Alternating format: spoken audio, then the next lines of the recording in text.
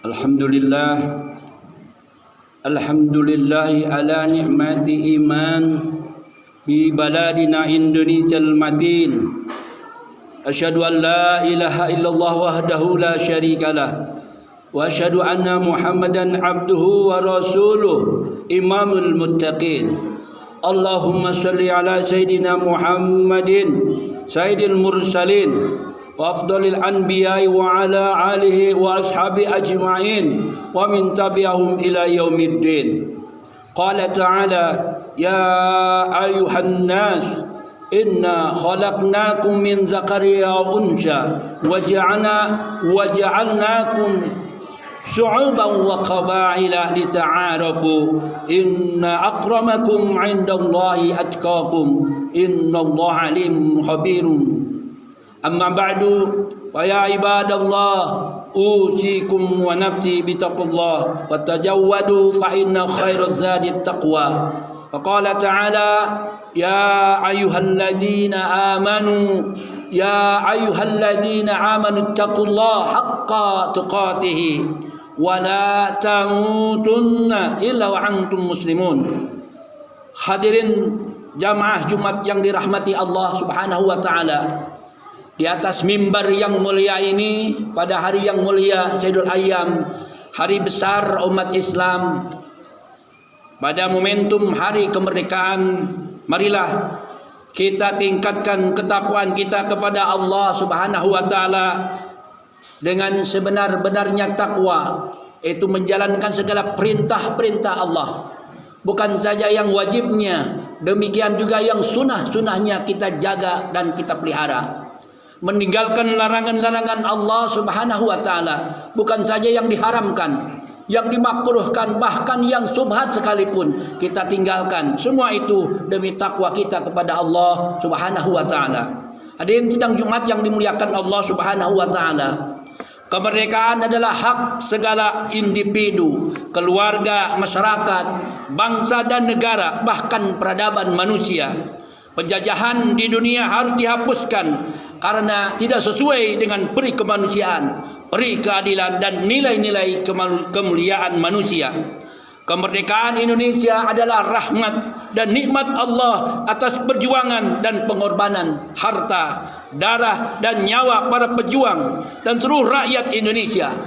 Kemerdekaan Indonesia sebagai nikmat dari Allah Subhanahu wa taala harus disyukuri dengan menyadari secara mendalam bahwa kemerdekaan ini adalah karunia yang sangat mulia dari Allah Subhanahu wa taala, yang merupakan amanah untuk dimanfaatkan dan digunakan untuk meraih kembali kedaulatan negara, kehormatan, keadilan, kesejahteraan dan kemuliaan sebagai manusia dan hamba Allah Subhanahu wa taala. Kemerdekaan merupakan salah satu karunia besar dari Allah Subhanahu wa taala kepada hambanya. Ia merupakan nikmat utama sesudah nikmat keimanan. Sebagaimana nikmat-nikmat lainnya, Allah Subhanahu wa taala memerintahkan kita untuk mensyukurinya.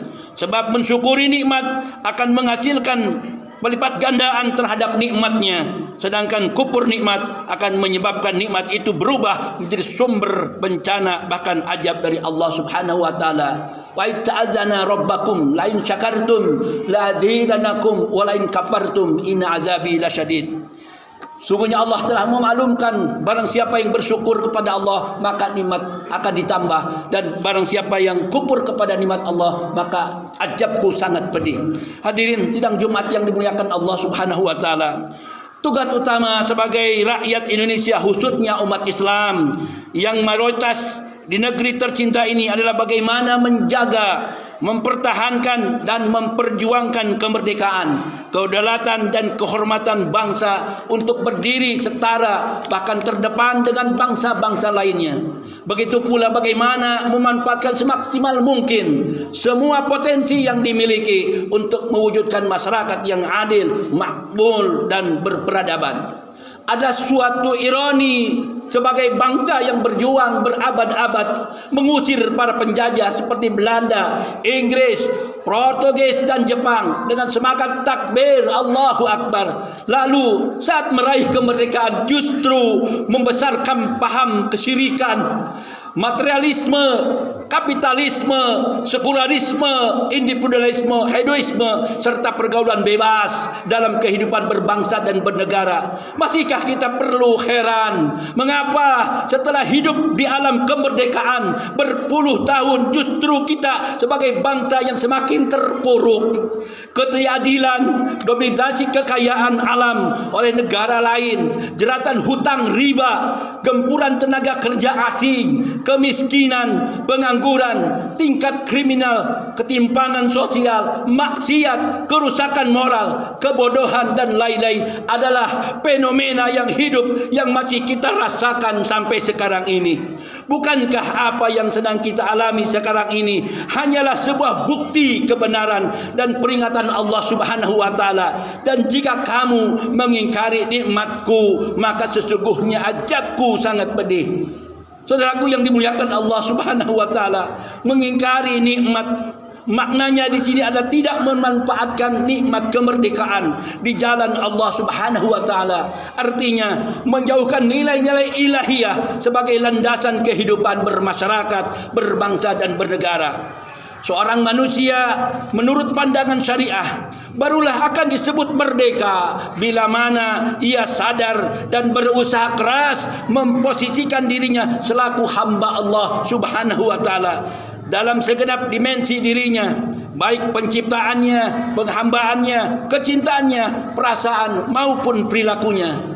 Dan ia diponis tidak merdeka atau belum merdeka bila mana ia masih menghambakan dirinya kepada selain daripada Allah Subhanahu wa taala. Atau dengan kata lain, kemerdekaan seseorang atau suatu bangsa sangat ditentukan pada sebesar-besar apa upaya individu atau bangsa tersebut menjadikan kalimah tauhid la ilaha illallah Muhammadur Rasulullah sebagai motivator dan inspirator utama pembebasan diri atau bangsa dari dominasi apapun atau siapapun selain daripada Allah Subhanahu wa taala.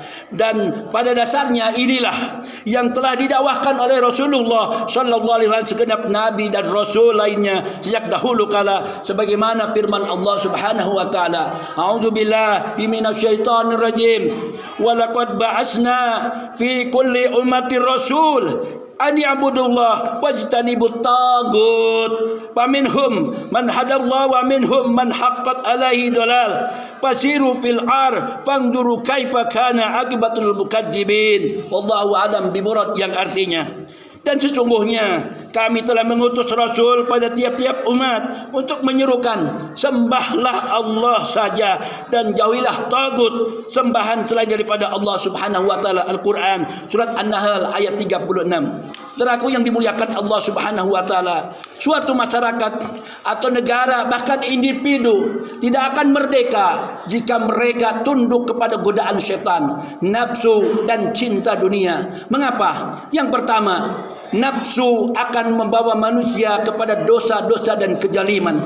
Bila kejaliman terus berlangsung, Allah Subhanahu wa taala akan mencabut keberkahan. Bila keberkahan tidak ada, maka penderitaan akan terus menimpa penghuni sebuah negeri. Yang kedua, nafsu akan menyeret manusia kepada kerakusan dan kesombongan. Kerakusan dan kesombongan melahirkan kekejaman terhadap nilai-nilai kemanusiaan. Tidak sedikit pelecehan dan pembantaian terhadap nilai-nilai kemanusiaan. Tidak sedikit pelecehan dan pembantaian nilai-nilai kemanusiaan terjadi hanya karena kerakusan terhadap harta dan kekuasaan.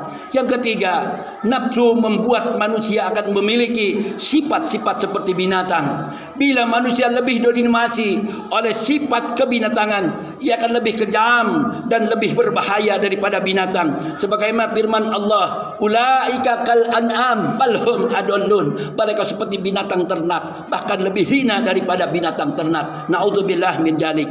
Yang keempat, cinta dunia akan mematikan hati nurani sehingga hati menjadi keras karena mengagungkan dan diperbudak oleh dunia. Sebab dengan mengagungkan dan diperbudak oleh dunia, ia akan lupa kepada amalan untuk bekal akhirat. Sebagaimana firman Allah Subhanahu wa taala, bal tu'sirunal hayatad dunya wal akhiratu khairu wa abqa.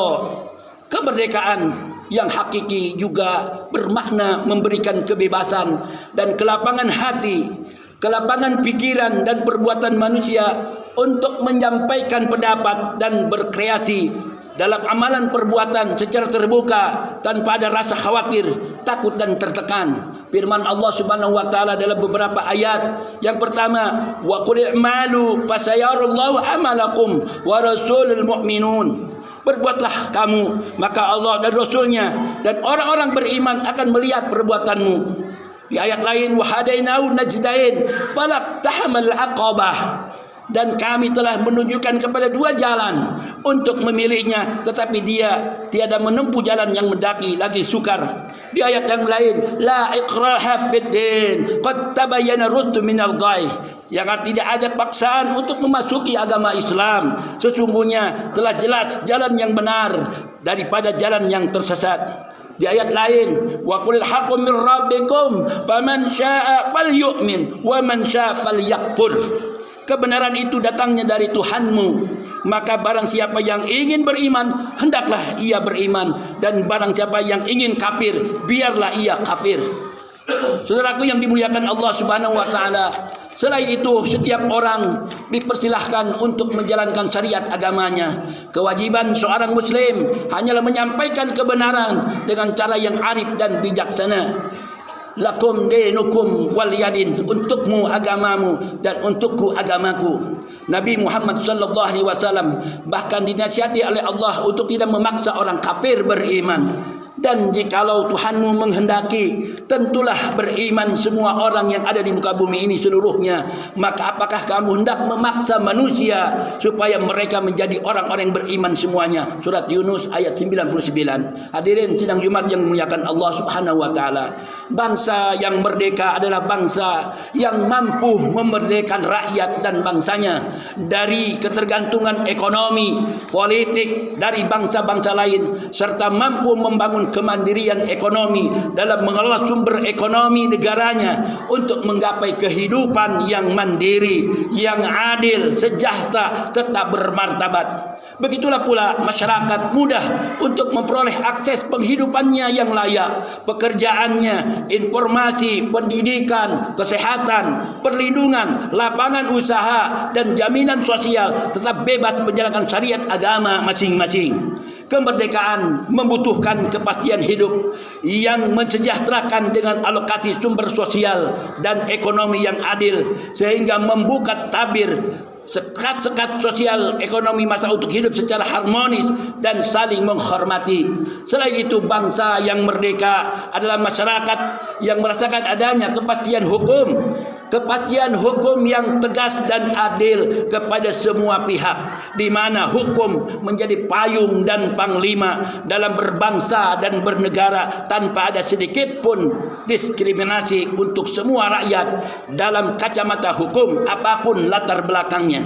Akhirnya, saudaraku, kemerdekaan yang telah diraih dengan pengorbanan pikiran, tenaga, harta, air mata, dan nyawa pejuang bangsa terdahulu kita dapat menjaga, mempertahankan, memperjuangkan, dan mengisi kemerdekaan dengan semaksimal mungkin seluruh potensi alam, sumber daya manusia, dan nilai-nilai juang bangsa Indonesia. Oleh karenanya, diharapkan semangat dan kebersamaan sebagai bangsa yang besar untuk bangkit melawan belenggu ketinggalan untuk mencapai kehidupan bangsa yang mandiri, adil, dan makmur yang diridhai oleh Allah Subhanahu wa taala.